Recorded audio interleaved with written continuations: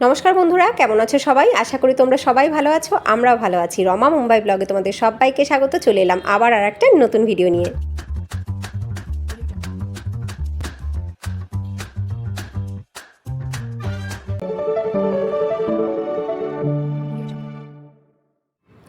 আজকে আমি তোমাদের সাথে শেয়ার করতে চলেছি দুটো ইভিনিং স্ন্যাক রেসিপি। আমরা যারা ওয়েট লস করতে চলেছি বা ওয়েট লস জার্নির মধ্যে আছি তাদের জন্য পারফেক্ট দুটো স্ন্যাক রেসিপি। দুটো স্ন্যাক রেসিপি হবে কিন্তু একদম লেস অয়েলে। ফেস্টিভ সিজন তো শুরুই হয়ে গেল, আজ থেকে গণেশ চতুর্থী শুরু। তো গণেশ পুজো মুম্বাইতে তো ভীষণ ভালো করে সেলিব্রেট করা হয়, আর মুম্বাইতে মেইন ফেস্টিভ্যালই হচ্ছে গণেশ চতুর্থী। তো গণেশ চতুর্থীর মেইন স্ন্যাক্স কি জানো? সেটা হচ্ছে মোদক। এই মোদকটা কিন্তু গণেশ ঠাকুরের ভীষণ প্রিয় একটা খাবার। গণেশ ঠাকুরকে কিন্তু মোদক দেওয়াই হয়। আর সেই মোদক যদি হয় দোকান থেকে না কিনে এনে ঘরে বানানো, তাহলে কেমন হয়? অবশ্যই ভালো হয়, তাই না? সেটা হবে অনেক বেশি হাইজেনিক, অনেক বেশি হেলদি। আর আমরা যারা ওয়েট লসের পাশাপাশি একটু মিষ্টি জিনিসও খেতে চাইছি, এই যে ফেস্টিভ সিজন চলে আসলো, ফেস্টিভ সিজনে বা এই গণেশ চতুর্থীতে, তাদের জন্য এই রেসিপিটা কিন্তু একদম পারফেক্ট। প্রথমেই আমি কড়াইতে কিছুটা জল গরম করে নিয়েছি একটু লবণ দিয়ে। জলটা যখন ফুটে উঠলো তখন তাতে দিয়ে দিয়েছি আমি চালের গুঁড়ো। প্রথমে 1 কাপ দিয়েছি, তারপরে মনে হলো আর একটু দরকার, নইলে বেশি নরম হয়ে যাবে, তো সামান্য আর একটু চালের গুঁড়ো অ্যাড করে নিয়েছি। নিয়ে একটু সময় আমি নাড়ানাড়ি করে নিলাম। দেখো, একটু সময় নাড়াচাড়া করে নিয়ে এবার কিন্তু আমি ফ্লেম অফ করে দিয়েছি। এইবার ঢেকে রেখে দেবো প্রায় 2 থেকে 3 মিনিট। এইবার এদিকে আমি মোদকের পুরটা বানিয়ে নেব। তো মোদকের পুরের জন্য প্রথমে নারকেল আমি কুড়ে নিলাম। তো আমি মিক্সিতেই করে নিলাম, আমার মিক্সিতে নারকেল কোড়াটা হয়। তো আমি একটু বেশি বড় বড় রেখেছি। এর সাথে আমি আরও 3টে জিনিস দিয়েছি কাজু বাদাম, আমন্ড, আর তার সাথে কিশমিশ। তো এখানে একটা জিনিস তোমরা মনে করে রাখবে, সেটা হচ্ছে যারা ওয়েট লস করতে চাইছো তারা কখনোই কিন্তু কাজু বাদাম আর কিশমিশ অ্যাড করবে না, শুধু আমন্ড ব্যবহার করতে পারো। এইবার আমি গুড় ম্যাশ করে নিচ্ছি। গুড় আমি এমনিতে কেটে নিয়েছিলাম, এবার আরেকটু সেগুলোকে ভেঙে নিচ্ছি। এইবার গুড়ের সাথে মিশিয়ে নিচ্ছি ড্রাই ফ্রুটস আর নারকেল কোড়ার মিশ্রণ। এইগুলোকে হাতে একটু ভালো করে আমি মেখে নেব। এই জিনিসটা কিন্তু কড়াইতে রান্না হবে না। মানে আমরা যেরকম পাটিসাপটা বা পুলি পিঠে বানানোর সময় বাঙালিরা আমরা নারকেলের পুরটাকে কড়াইতে নেড়ে নেই, কিন্তু এক্ষেত্রে এই কাঁচা নারকেলই ব্যবহার হবে। একমাত্র এটাই হচ্ছে পার্থক্য, যে এখানে নারকেলটা কাঁচাই থাকে, এটাকে কড়াইতে কিন্তু নেড়ে নেওয়া হয় না। তো হাতেই আমি এটাকে মেখে নেব সুন্দর করে। মুম্বাইতে গণেশ চতুর্থী মানেই ঘরে ঘরে মোদক বানানো হয়, আর প্রতিটা দোকানেও মোদক কিনতে পাওয়া যায়। যারা বানায় না, সময় পায় না, তারা কিন্তু দোকান থেকে কিনে নেয়। তো আমার মনে হয় ঘরে বানানোর জিনিসের স্বাদই আলাদা। তো আমি এটা কিন্তু বানাই, প্রতি বছর গণেশ চতুর্থীতে একদিন অন্তত বানাই। তো আজকেই আমি বানাচ্ছি যাতে তোমাদের সাথে শেয়ার করতে পারি, এবং তোমরাও খুব তাড়াতাড়ি এটাকে বানিয়ে একবার টেস্ট করতে পারো। এই পুরের সাথে চাইলে একটু এলাচ গুঁড়ো অ্যাড করা যেতে পারে, তাহলে ফ্লেভারটা আরেকটু সুন্দর আসবে। আমার মাখা কমপ্লিট হয়ে গেল।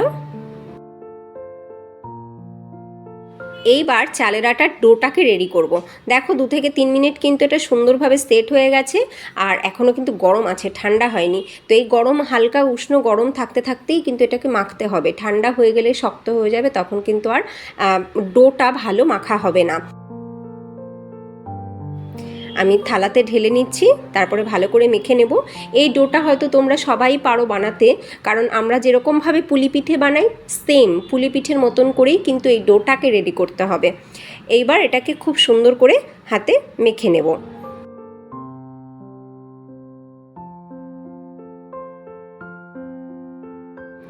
না, ভালোই গরম আছে, হাত দিয়ে মাখা যাবে না, বেশ গরম। আমি বুঝতে পারিনি এতটা গরম আছে, হাত দিয়ে মাখা যাচ্ছে না। যাই হোক, আমি একটা কাজ করি, একটা বাটি নিয়ে নিই। বাটি দিয়ে এটাকে ভালো করে একটুখানি ঠেসে নেব।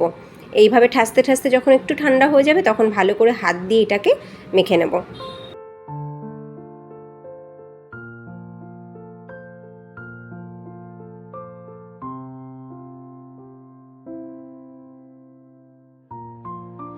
এইবার অনেকটাই ঠান্ডা হয়ে গেছে, এখন হাত সইতে পারছে, মানে একদম উষ্ণ গরম আছে।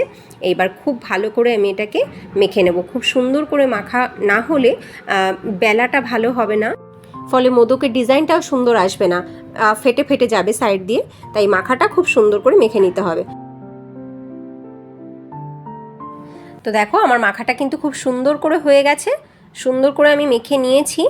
এইবার আমি লেচিগুলোকে বানিয়ে নেব, ছোট ছোট করে লেচি বানিয়ে নেব।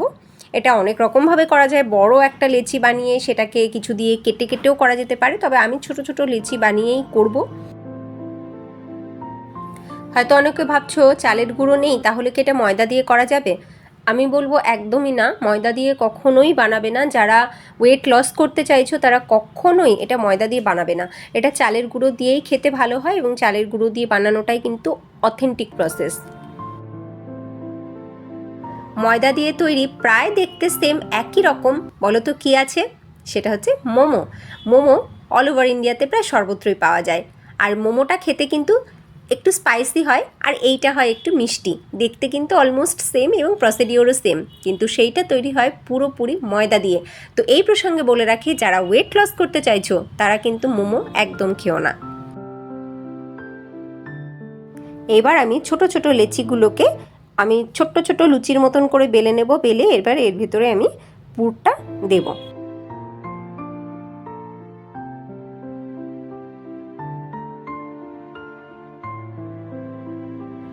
অল্প একটু পুর নিলাম। এইবার সাইড দিয়ে আমি ডিজাইনটা গড়ে নেব। আমাদের বাঙালিদের আমাদের পুলি পিঠের ডিজাইনটা কিন্তু তৈরি করা অনেক বেশি সহজ। অ্যাকচুয়ালি সহজ এই অর্থে কারণ আমরা ওটা বানাতেই অভ্যস্ত তাই। আর আমাদের কাছে এইটা কিন্তু একটু ডিফিকাল্ট, এবং সত্যিই এটা একটু ডিফিকাল্ট। ওই পারফেক্ট ডিজাইনটা আনা একটু ডিফিকাল্টই বটে। তো এটার অনেক ছাঁচও পাওয়া যায়, অনেকে ছাঁচ দিয়েও বানায়, তবে আমি হাত দিয়েই ট্রাই করছি। তো হাত দিয়েই বানিয়ে নেব আমি। দেখো এই যে এটা একটুখানি ডিফিকাল্ট, এই ডিজাইনটাকে পুরো পারফেক্ট সুন্দর আনা। যাই হোক, আমার হয়ে গেল একটা বানানো। এই রকমভাবে আমি সবকটাকে বানিয়ে নেব। মারাঠিদের মতন অত সুন্দর না হলেও আমার ডিজাইনটাও কিন্তু খুব খারাপ হয়নি, 90% হয়েছে, তাই না? তো চলো এইরকমভাবে সবকটা বানিয়ে নিই। সবকটা মোদক আমার রেডি করা হয়ে গেছে। এবার এটাকে স্টিম করতে দেব। তো ফয়েল পেপারটাকে আমি ট্রের উপরে একটু ব্রাশ দিয়ে ভালো করে প্রেশার দিয়ে ডলে ট্রের সাথে লাগিয়ে নিচ্ছি। এইবার এর উপরে আমি সবকটা মোদককে নিয়ে আমি বয়েল করতে বসাবো। তো জল ওদিকে আমি ফুটতে অলরেডি বসিয়ে দিয়েছি। মোদক স্টিম হতে বেশি সময় লাগে না, 7 থেকে 8 মিনিটেই রেডি হয়ে যায়। বাঙালিদের ভাপাপুলি আর মারাঠিদের মোদক, এই দুটো খাবারই কিন্তু একদম সেম, শুধু বাইরে থেকে দেখতে একটু আলাদা। দেখো জল ফুটতে শুরু করে দিয়েছে। এইবার আমি ট্রেটাকে এর ভিতরে বসিয়ে দিচ্ছি।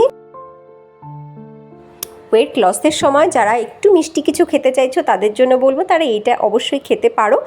এটা অনেক বেশি হেলদি অন্যান্য অনেক মিষ্টির তুলনায়, অন্যান্য অনেক স্ন্যাক্সের তুলনায়। এটা চালের গুঁড়ো দিয়ে তৈরি হচ্ছে এবং কোনো রকম অয়েল ইউজ হচ্ছে না এতে। নারকেল ইউজ হচ্ছে। নারকেল কিন্তু আমাদের গুড ফ্যাট দেবে এবং প্রোটিনও দেবে। তার সাথে রয়েছে গুড়। গুড় কিন্তু চিনির থেকে অনেকটা অংশে হেলদি। আর এইটা বানানোর সময় কেউ কিন্তু চিনি ব্যবহার করবে না। যারা ওয়েট লস করতে চাইছো তারা অবশ্যই, এবং যারা করতে চাইছো না তারাও। আর এর সাথে ড্রাই ফ্রুটস অ্যাড করছো, সেটাও কিন্তু অবশ্যই আমাদের শরীরের জন্য ভালো। তো দেখো তৈরি হয়ে গেল দারুণ টেস্টি মোদক। এইবার চলে আসলাম পরবর্তী স্ন্যাক্স রেসিপিতে। এই দ্বিতীয় স্ন্যাক্স রেসিপিটাও কিন্তু ভীষণই সুন্দর, এবং প্রথম যে রেসিপিটা দেখালাম সেটা দেখালাম ঠাকুরকে ভোগ লাগানোর জন্য। আর এই যে রেসিপিটা শেয়ার করছি এটা কিন্তু যারা উপোস করছে তাদের খাওয়ার জন্য। আর যারা ওয়েট লসের মধ্যে আছি তারাও কিন্তু চাইলে আমরা এটা খেতে পারি। তো দেখো এটা কিন্তু একটা দারুণ টেস্টি, দারুণ হেলদি একটা স্ন্যাক্স। তো আমি নিয়ে নিয়েছি সিদ্ধ আলু, তার সাথে নিয়ে নিয়েছি আমি একটুখানি আদা কুচি, কাঁচা লঙ্কা কুচি, আর তার সাথে নিয়ে নিয়েছি আমি 3 ঘন্টা ভিজিয়ে রাখা সাবুন, তার সাথে নিয়ে নিয়েছি একটুখানি নারকেল কুচি। এইবার আমি একটুখানি ক্র্যাশ করে নিচ্ছি চিনেবাদাম। যারা ওয়েট লসের মধ্যে আছো, ওয়েট লস জার্নিতে, তারা অবশ্যই চিনেবাদামটাকে ইউজ করবে না। আর যারা মেনটেন করছো তারা চাইলে এই চিনেবাদামটাকে অ্যাড করতেই পারো, এবং চিনেবাদামটা অ্যাড করলে এই রেসিপিটা খেতে অনেকটাই টেস্টি হয়।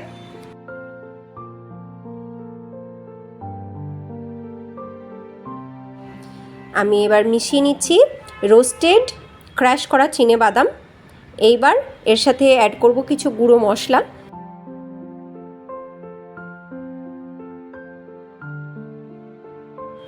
প্রথমেই দিয়ে দিচ্ছি একটুখানি গোলমরিচ গুঁড়ো।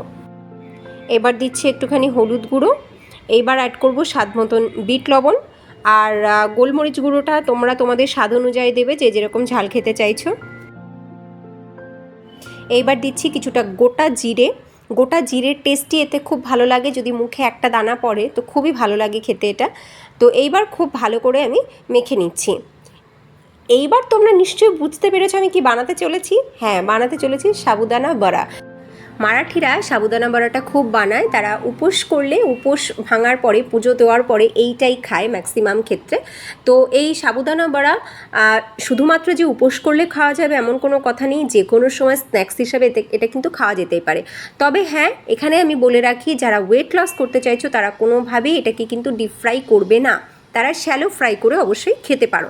এরকম হাতে নিজের ইচ্ছে মতন শেপ দিয়ে শ্যালো ফ্রাই করে অবশ্যই খেতে পারো। আমি আজকে শ্যালো ফ্রাই করছি। না, আমি না, বানাচ্ছে আমার ছেলে। এই দেখো, আমার ছেলে এখন এটাকে ফ্রাই করতে বসেছে, মানে ও ভীষণ এক্সাইটেড এটা খাওয়ার জন্য। পড়ার ফাঁকে চলে এসছে একটু খুন্তি নাড়তে, কতক্ষণে রেডি হবে তারপরেও খাবে। তো যাই হোক, আমি এটাকে শ্যালো ফ্রাই করে নিচ্ছি। তোমরাও কিন্তু এরকম শ্যালো ফ্রাই করেই খাবে যারা ওয়েট লসের মধ্যে আছো, আর যারা ওয়েট লসের মধ্যে নেই তাদেরকেও বলবো ডিপ ফ্রাই যতটা সম্ভব কম খাবে। দেখো, তৈরি হয়ে গেল দারুণ টেস্টি, সাথে অনেক বেশি হেলদি একটা স্ন্যাক। যারা ওয়েট লস করতে চাইছো তারাও, যারা ওয়েট লসের মধ্যে নেই, মেনটেন করছো তারাও, প্রত্যেকেই কিন্তু এই স্ন্যাকটা খুব ভালো করে এনজয় করতে পারো।